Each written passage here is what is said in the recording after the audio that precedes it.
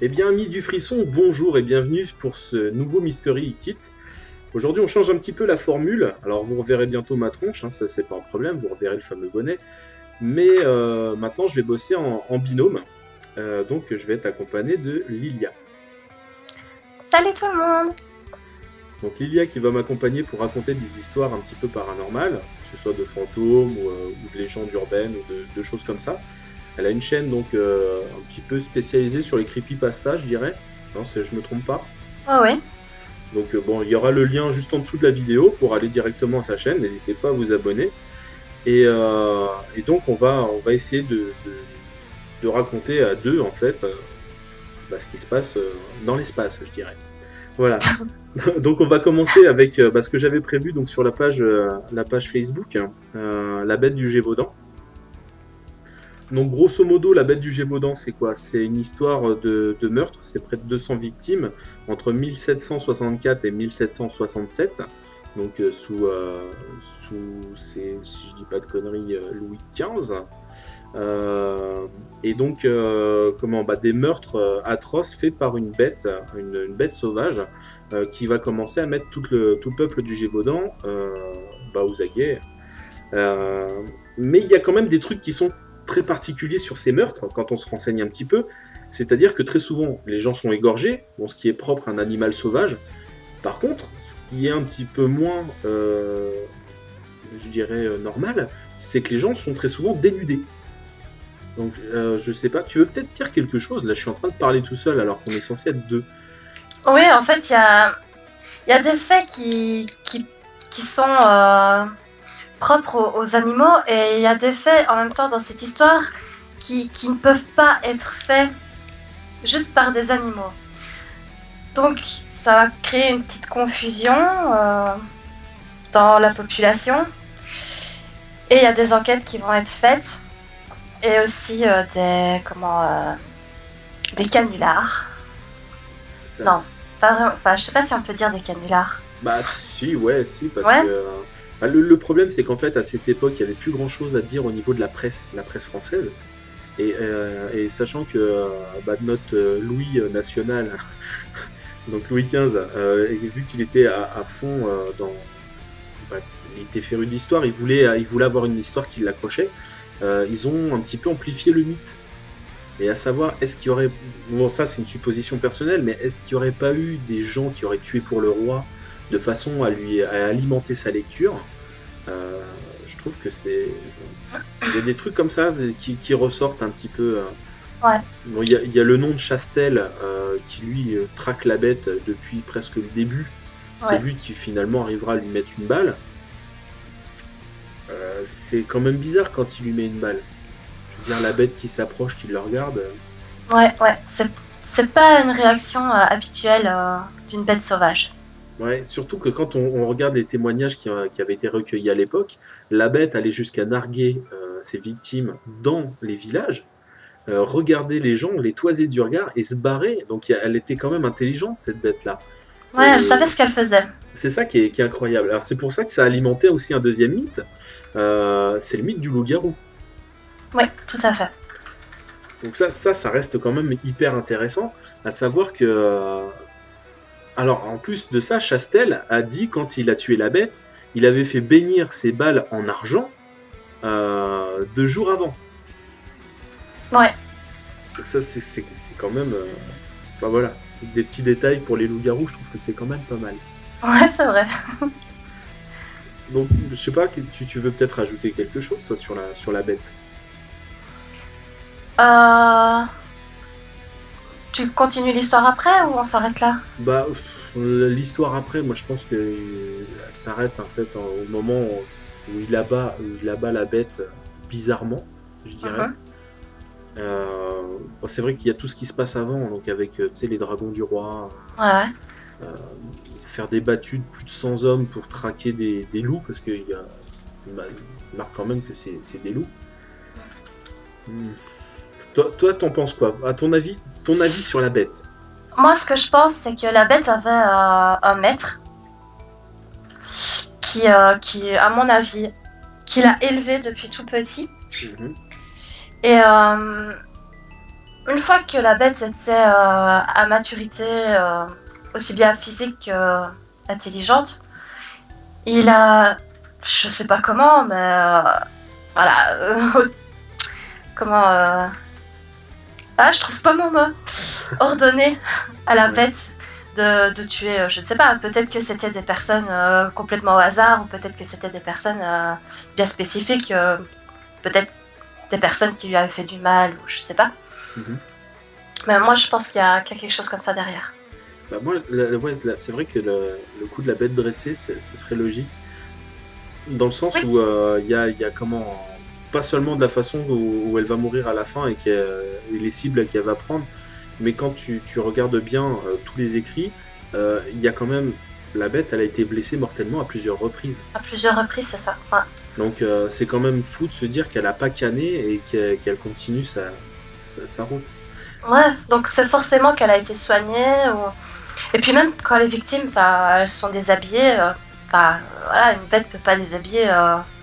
Ouais, non, ça Une c'est. bête sauvage n'a pas dans l'esprit, tiens, je vais le foutre à poil. Non, oui, c'est vrai que c'est plutôt ouais, le psychopathe Mm. qui ferait un truc comme ça. Ouais. Et c'est pareil au niveau de la bête. Donc bon, celle-là est morte donc en 1767. Pas loin de 200 victimes quand même. Ouais, C'est c'est quand pas même. mal. Hein. Elle a bien bouffé quoi. Je veux dire. Hein, Elle a pris du bien poil mis. de la bête. Ah oui, en 3 ans, elle s'est fait plaisir. Mais Ah ouais. ce qui est marrant, c'est que donc au fait, le phénomène de la bête s'est étendu par la suite. À l'heure actuelle, en France, parce que je vais préciser que Lilia donc est de Belgique, hein, Oui.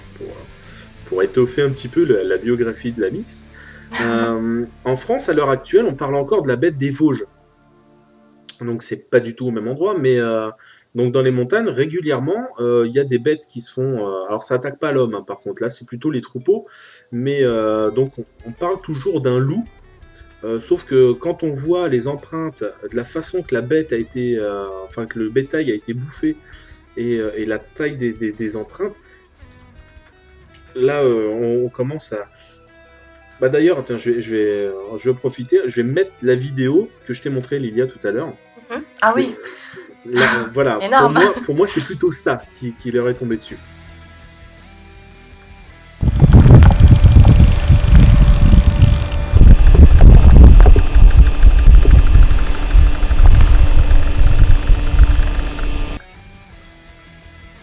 Donc en fait, c'est quand moi je vois des vidéos comme ça, d'accord, avec ce type de bestiole, que je me dis, la bête des Vosges ou la bête du Gévaudan, ouais quand même, peut-être quoi.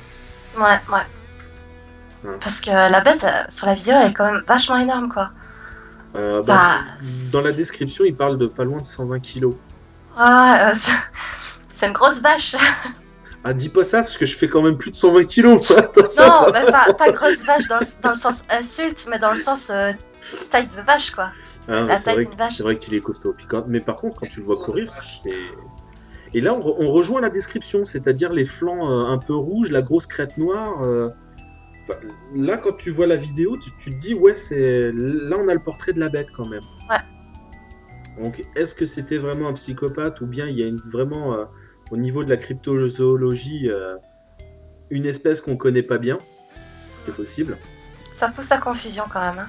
Ouais, c'est vrai que quand on voit la vidéo là, ça Ça fait met des bader. doutes. Ouais. Ça fait bader. Moi, je crois qu'on a tout dit pour la bête. Ouais. À moins que tu veux rajouter un truc. Non. Non. Non, Ok. ça me semble assez complet là. Bon, écoute, moi ça me va en tout cas pour avoir parlé de la bête. Hein. Parce que bien sûr, si vous voulez avoir plus d'infos sur l'histoire dans son ensemble avec des détails, pareil, allez sur la chaîne de Lilia. Il y a un reportage donc, sur la bête du Gévaudan qui est très détaillé et que je vous incite tous bien sûr à aller voir.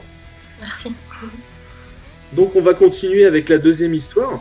La deuxième histoire, donc le triangle des Bermudes. Donc, pour le triangle des Bermudes, en fait, exactement, je voulais vous parler du triangle des Bermudes parce que quand j'avais regardé un petit peu tout ce qui était paranormal, c'était quelque chose qui revenait très souvent. Mais plus j'analyse le truc, et moins je trouve ça paranormal. Dans le sens où il y a beaucoup déjà de reportages avec des témoignages complètement débiles. La plupart du temps, c'est du gros fake et c'est des gens qui parlent d'extraterrestres et tout. Je dis pas que je ne crois pas aux extraterrestres, hein, c'est pas ce que je dis, mais simplement, là pour le coup, genre la soucoupe volante avec une lumière qui crée des tornades au-dessus des avions, non, ça j'y crois pas. Et en fait, il y a des phénomènes naturels qui expliqueraient le pourquoi des bateaux. Par exemple, des poches de gaz qui se créent de fosses qui sont situées justement dans les triangles des Bermudes. Et au moment où ça remonte avec le méthane, ça crée des espèces de bulles de vide. En fait, que ce soit dans les airs ou dans l'eau. Ce qui fait que les bateaux sont engloutis en direct. Et les bateaux, ça fait un trou d'air tellement énorme qu'ils se crachent lamentablement dans la flotte.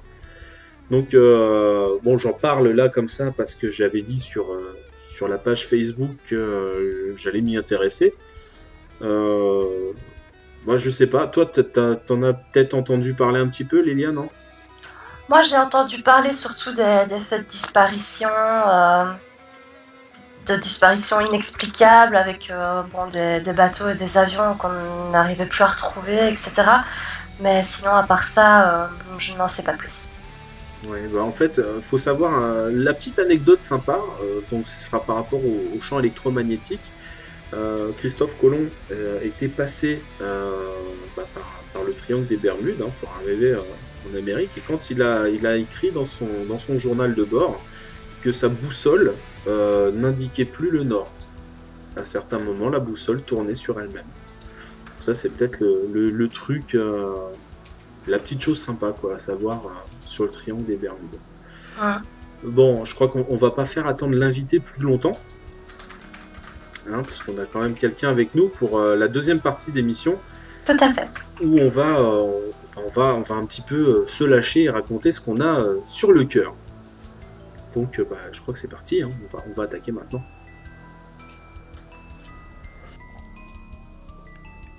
Bon, eh bien écoutez, pour cette deuxième partie de vidéo, donc Lilia va continuer avec moi et on a un petit invité supplémentaire puisqu'il s'agit de Darche 7. Et bonjour à tout le monde. Donc, pour cette deuxième partie, on va parler un petit peu de choses qui nous sont arrivées. On ne dit pas forcément que c'est 100% comme ça que c'est tombé, parce qu'on peut jamais être sûr de ce qu'on a vu. Mais on va commencer avec Darche, tiens, puisque c'est l'invité maintenant. Darche, qu'est-ce que tu peux nous raconter en histoire un petit peu paranormale? Alors, moi, pour ma part, donc c'est la seule chose, on va dire, paranormale donc, qui m'est arrivée et que je pense qui m'est arrivée parce que sur le coup, c'était vraiment un jour où j'étais très fatigué. Donc, à jeun, je parle fatigué et vraie fatigue. Pas d'alcool, ni de stupéfiants, ni rien. Mais disons que ça date de, je sais pas, ça doit faire une bonne grosse dizaine d'années, un peu plus. Disons que donc le matin debout depuis les 3h du mat, le soir arrivé à mon dépôt, donc je sais plus quelle heure c'était, vers 8h du soir, grosse journée, gros problème tout le long de la journée, bref. Mon boss me dit tiens, il faut prendre le porte-engin et emmener un véhicule forestier, si tu préfères, en convoi exceptionnel du côté de Besançon, dans les forêts là-haut. Et les gars l'attendent, même cette nuit, il faut à tout prix le livrer, à tout prix, avant demain matin 8h qu'il y soit. Donc voilà. Donc à cette époque-là, on regardait pas trop si c'était légal ou pas niveau conduite. Bref, me voilà parti pour gagner du temps, pas de gyrophare, rien, je me dépêche, je me barre. Et j'arrive là-bas, bon, il faisait nuit grand noir, des petits chemins de birch, comme je dis, vraiment pas une âme qui vive, hein, vraiment. Pendant un moment, je croyais complètement être paumé. Je commençais de m'endormir un peu au volant. Donc j'arrive à trouver cette petite entreprise qui avait commandé ce matériel. Je leur livre ça, puis je m'en vais. Je dis bon, allez, je redescends vite. Et quand j'arriverai, j'irai me coucher, puis je prendrai ma journée pour me reposer. Puis finalement, comme je m'en souviens, parce que je te dis, j'étais vraiment... je tenais plus debout, quoi. J'ai grosse journée. Ouais. Donc, au bout d'un moment, donc à vide, hein, sans rien, et heureusement d'ailleurs, c'est peut-être ce qui m'a sauvé un petit peu, même sûrement. Donc, assez léger le véhicule, une fois à vide. Et donc sur la petite route, au retour,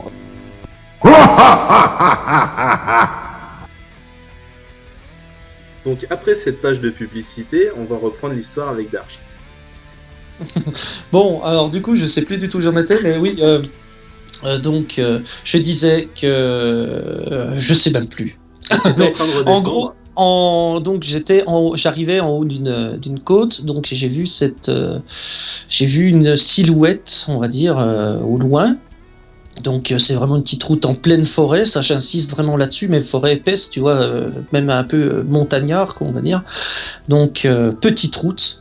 Et au bord pas de falaise, mais disons d'un gros dénivelé assez bas, quoi. Donc arrivé donc dans le bas de cette côte que j'escaladais, que je roulais, quoi. En haut de la côte, je vois une silhouette, tu vois, mais une personne, enfin de loin, ça ressemblait bien, on voyait une personne, quoi. Et mais en blanc, et ce qui me fait marrer, c'était pas lumineux du tout. C'était normal, il y avait rien de surnaturel là-dedans, mais ça se voyait. Et quand t'es dans une petite forêt comme ça, enfin une grande forêt, mais je veux dire sur une petite route, que vraiment les arbres se rejoignent, donc même l'éclairage de la lune ne passe pas. Donc tu peux pas voir, je veux dire, il faisait noir comme dans une grotte, tu voyais rien, même avec les phares, je voyais déjà rien, en plus c'était brumeux, donc un petit peu brumeux, donc tu voyais rien, donc ça m'a vraiment interpellé, et là moi qui est de nature assez trouillard déjà sur ces choses-là, je suis un gros trouillard là-dessus, hein. J'ai pas peur d'une bonne baston, mais ça j'avoue. Mais enfin bref, donc du coup je me suis posé des questions, et puis je me suis dit, attends, c'est peut-être quelqu'un, tu sais, on sait jamais, un clochard, ou je ne sais quoi, croc de lune, qui veut me faire la cabine, ou on sait jamais, je veux dire, ou alors c'est peut-être un accident plus loin, bon, on sait pas. J'ai verrouillé les portières, et puis j'ai dit on va passer tout doucement au cas où. Et me rapprochant, je vois bien que c'était une femme, mais en arrivant presque sur cette femme, donc tu vois, un manteau tout banal blanc, hein, pas... Ça avait pas l'air d'être des temps anciens, je veux dire, c'était vraiment contemporain, et puis un chapeau, quoi, mais blanc, et qui se voyait bien comme ça, c'est assez flippant, sans voir le visage de la personne. Et en arrivant dessus, donc, ce qui m'a un peu interpellé, c'est que là, au lieu de venir vers moi ou me faire des signes pour m'arrêter, la personne pointe du doigt, si tu veux, un bras tendu, sans bouger le reste du corps, quoi. Pointe, si tu veux, la route dans le sens dans lequel j'allais, en fait, déjà. D'accord. Et sur le coup, je dis putain, merde, c'est quelqu'un qui est blessé, qui est choqué, tu sais. Alors je commence de ralentir presque, à m'arrêter, je mets les feux de détresse, tout ça, du porte-engin. Puis je roulais au ralenti, si tu veux, j'arrivais sur la personne, puis j'arrivais donc en haut de la côte. Puis je regarde dans le bas, comme ça, dans le noir, je mets les pleins phares, je vois bien rien, au loin. Je vais pour m'arrêter, je retourne la tête, la personne n'est plus là. Ah! Je regarde partout dans les rétros, et puis avec la lumière des feux de gabarit, tout ça, gabarit, tu vois, quoi. Ouais. Je regarde, putain, je vois pas la personne. Je dis merde, elle est tombée dans les pommes, dans le fossé ou quoi? Oh là là, ça commençait de me faire psychoter. Je regarde partout comme ça, je la vois pas. Bon, je dis écoute, je sors pas de la cabine, je prends pas le risque. Je dis au pire, si je vois quelque chose plus loin ou un accident ou quoi, j'appellerai les flics. Donc je dis je vais rouler un peu plus loin, déjà essayer de trouver un peu de civilisation. Puis il faisait nuit noire, hein, c'était dans le matin, hein. Donc j'avais sommeil comme tout, alors je continue, et puis donc je redescends la côte, l'autre versant, quoi. Et là on se rapprochait un peu plus du ravin, si tu veux, sur mon côté gauche, donc. Ouais. Et j'arrive dans le bas de la ligne droite, je sais pas, 500 mètres maximum, 400 mètres. Et donc un virage serré à droite, donc moi j'arrive tout doucement du coup parce que je cherchais un accident. Et en fait juste après, il y avait un putain de tronc d'arbre qui était au milieu de la route, mais un truc balèze quoi. Mais il me laissait juste assez de place pour passer à gauche, mais au ralenti quoi. Je veux dire, j'aurais arrivé à vitesse normale, je me prenais dedans, je passais au travers du bois et j'étais dans le bas quoi. Je veux dire, je me tuais, c'était sûr et certain. Et en fait, s'il n'y aurait pas eu cette personne, voilà, et donc quand j'ai vu ce bout de bois, après j'ai dit oula putain, il a fallu que je manœuvre, en plus avec le porte-engin qui coupe bien, donc tu passes pas comme tu veux, donc il a fallu que je manœuvre et tout. Une fois passé à côté, j'ai réussi juste à pas me planter, je suis passé et j'ai cherché, j'ai dit putain, il doit y avoir une bagnole qui s'est pris le tronc d'arbre, je sais pas quoi.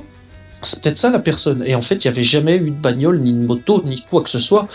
Et c'est pour ça que je te dis, je suis pas sûr à 100%, mais cette personne, elle était pas naturelle, quoi. Et on pourrait dire d'ailleurs qu'elle était surnaturelle, mais ça. Et j'ai eu un putain de frisson. J'ai dit pars. J'ai roulé prudemment tout le long, et puis en fait, finalement, j'ai même pas été jusqu'au bout. Je tombais tellement de sommeil que je me suis arrêté sur un parking que j'ai trouvé, on va dire, une vingtaine de kilomètres plus loin, dans un petit village. Et je me suis arrêté. J'ai dormi jusqu'au matin. Mais pour te dire, voilà ce qui s'est passé en gros dans mes souvenirs. C'est quand même c'est une histoire vraiment excellente, quoi. Je veux dire, je sais pas, mais ça arrive pas à tout le monde. Et c'est vrai que sur les descriptions, ça ressemble à ce qu'on peut avoir de témoignages de dames blanches gentilles. Bah, je sais pas, écoute, mais en tout cas, je peux te dire que ça fait cogiter. Puis sur le coup, tu sais, le lendemain, quand tu te réveilles, tu te dis, bon, allez, c'est bon, t'as rêvé, c'est rien. Puis tu pars, après, tu fais ton boulot. Mais c'est vrai que pendant des années, j'en ai jamais trop parlé, même d'ailleurs, mais c'est. Quand tu y repenses, c'est vrai que c'est louche. Voilà, c'est louche. C'est vrai que c'est quelque chose de fou. Bah écoute, je te remercie d'avoir partagé ça avec nous, parce que c'est pas forcément simple d'en parler. Non, c'est pas toujours facile, surtout quand tu n'es pas sûr de toi. Bah ouais, je comprends bien. Mais bon, tu vas voir que avec nous, on a encore des petites histoires en réserve. Il nous est arrivé aussi des petits trucs. Bah écoute, pour la suite, bah, on va peut-être faire parler Lilia. Oui. Hein, ok. Tu vas nous raconter ton histoire. Alors toi, c'est pas une dame blanche du tout, par contre. Non, pas du tout. Moi, c'est un jeune homme avec une veste en cuir. Vas-y. Donc, ça a commencé il y a une dizaine d'années aussi, comme toi, Darch, en fait. Mm-hmm. Et en fait, donc faut savoir que j'ai une sœur jumelle.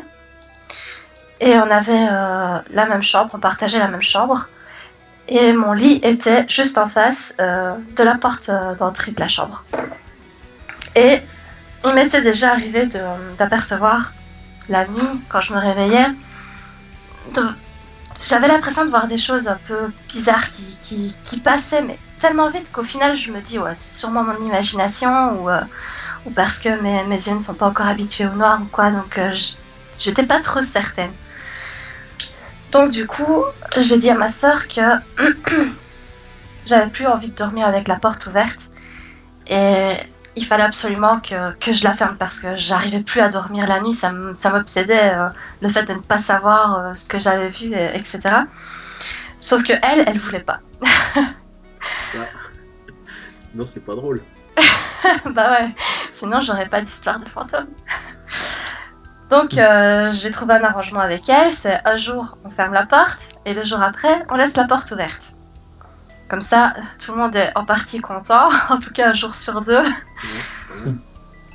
Et je sais pas pourquoi c'est arrivé cette fois-là, mais un jour où la porte était ouverte, je me suis réveillée en sursaut et j'ai regardé vers la porte et là j'ai clairement vu une silhouette d'un homme, un jeune homme. Il avait vraiment pas l'air agressif, quoi.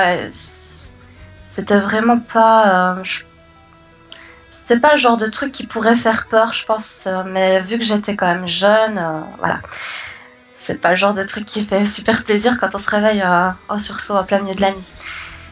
Et du coup, j'étais vraiment pas sûre de ce que je voyais, et le temps que mes yeux s'habituent un petit peu à la pénombre, je voyais cette silhouette avancer vers moi, et plus il s'avançait, plus il devenait translucide, jusqu'à ce qu'il arrive au niveau plus ou moins de mon buste, où là il a complètement disparu.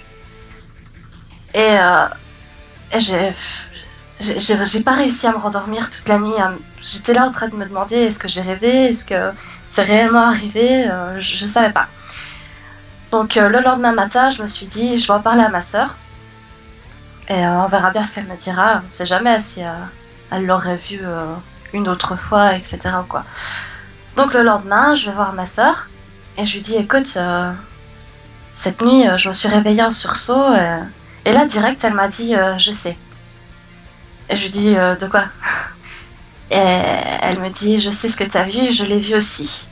Je voulais pas t'en parler parce que je voulais pas te faire peur si jamais tu ne l'avais pas vu, mais je sais ce que tu as vu.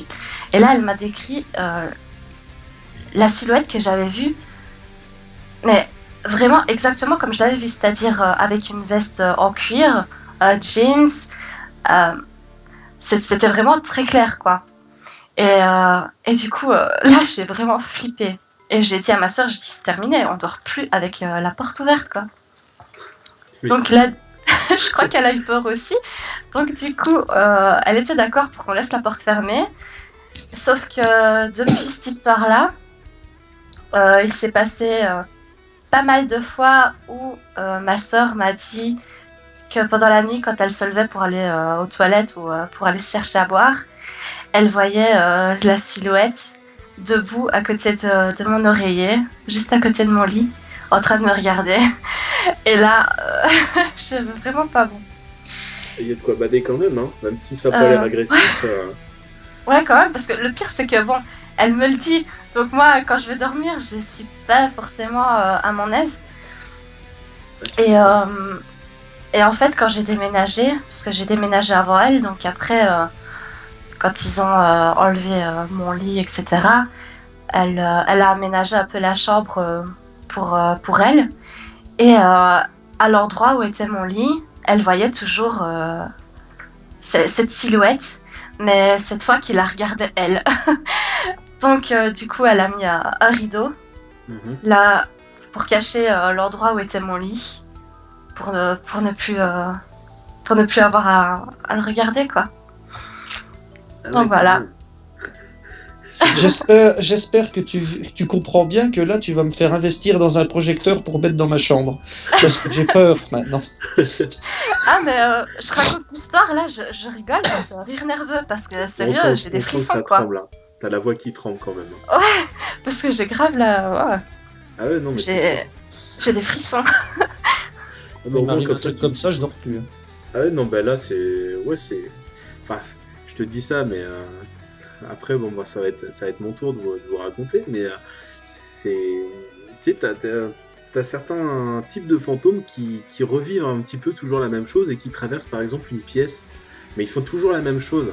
Là, ce qui est décrit par toi et par ta sœur, c'est quand même quelque chose d'intelligent, puisqu'il change son regard, il change de direction. C'est là ouais, ça peut être quelque chose d'hyper intéressant à étudier, enfin, quand tu t'intéresses à tout ça, quoi. Ouais.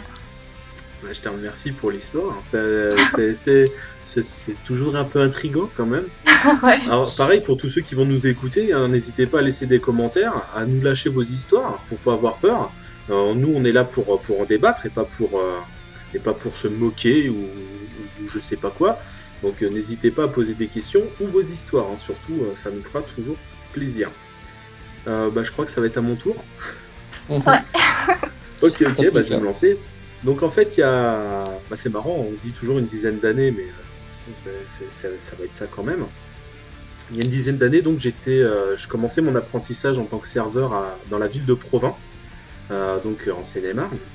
Et j'habitais dans une petite chambre d'hôte avec mon ami, Olivier, l'ami d'époque, on vivait dans la même piole.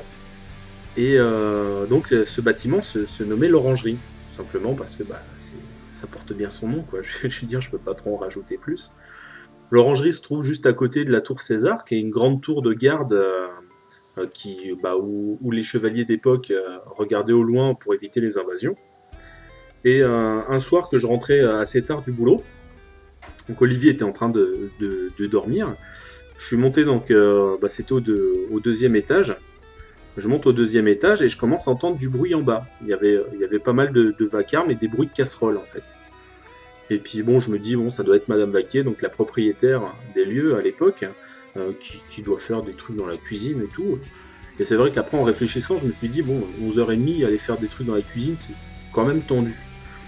Et donc j'ai été dans ma chambre, et je vois Olivier qui était en train de somnoler, mais qui dit, putain, il y a du bruit en bas, ça devient chiant, quoi. Je fais, il me fait, ouais, t'as rien vu? Donc j'étais plus très sûr de moi, j'ai fait, écoute, il n'y avait pas de lumière, il n'y avait rien du tout, c'est vrai que j'ai entendu des bruits de casserole, mais j'ai vu personne. Je fais, mais ça doit être Madame Vaquier. C'est là qu'il me dit, non, Madame Vaquier, elle est partie à l'hôpital, ça peut pas être elle. Et donc je lui dis, attends, c'est quand même chelou, ça veut dire qu'on est que tous les deux, il y a du bruit en bas, c'est quand même bizarre. Donc on a tendu l'oreille, et on commençait à entendre chuchoter. Du coup, bah, super courageux, déjà on s'est enfermé dans la chambre. Tu vois, ça c'était le premier réflexe. Moi, à ta place, je suis déjà sous le lit en train de me faire dessus. Hein. Non mais bon, et puis en plus j'étais déjà fan de paranormal, mais si tu veux, j'étais en mode petite couille encore, tu vois. Et donc, bon, je dis à Olivier, il faut qu'on y aille, parce que pour Madame Vaquier, qui était une personne vraiment exceptionnelle et très très gentille, s'il y avait des vandales dans sa cuisine, fallait qu'on fasse quelque chose, quoi. Et en fait, on a commencé à descendre, et on entendait toujours chuchoter et tout. Il y avait une pièce donc en bas, à côté de la cuisine, qui servait de réception. C'est là qu'il y avait des réunions, des séminaires, des petites choses comme ça, quoi. Gagner son pognon comme ça. Et quand on est descendu, évidemment, il n'y avait plus rien du tout. Donc il était presque 1h du matin. Donc tu vois, il y avait quand même 1h30 qui était passée entre le fait d'entendre les bruits et de se donner le courage à descendre. Et donc on est remonté, il n'y a plus rien eu du tout de la nuit. 2 jours plus tard, Madame Vaquier est rentrée de l'hôpital, et automatiquement on lui a dit, écoutez Madame Vaquier, il y a 2 jours on a entendu ça.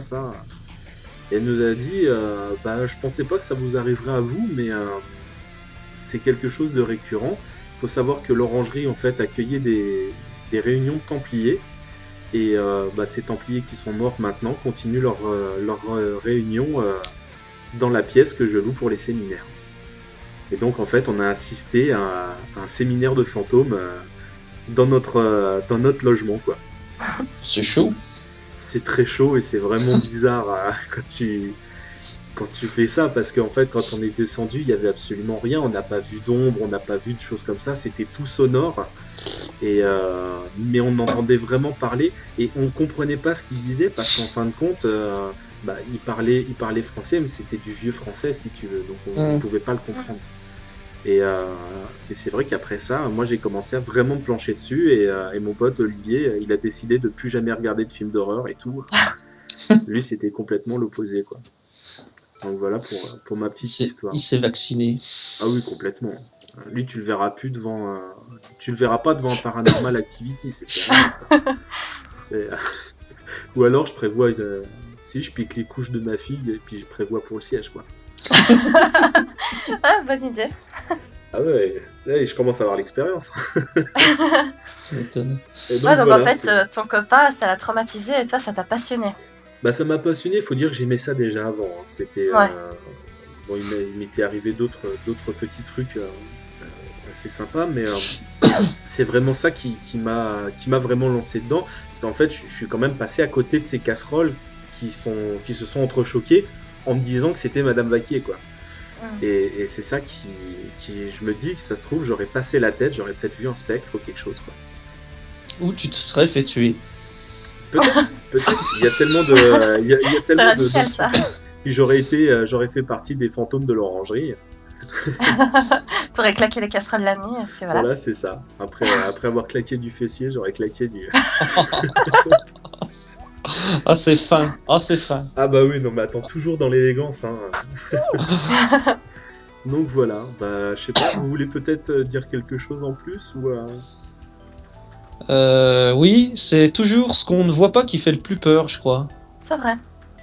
Oui, parce que t'as l'imagination. Encore une fois, je crois que j'en avais déjà parlé dans une vidéo, mais la nature humaine est très paranoïaque, et quand tu vois pas, tu imagines, et tu imagines toujours pire que ce qui se passe réellement. Tu vois, j'ai un tout petit exemple très court, mais pour te dire, j'ai vu plein de films d'horreur. Bon, à part les films où il y a de la torture, genre Massacre à tronçonneuse, trucs comme ça me plaît pas. Simplement parce que j'aime pas ça.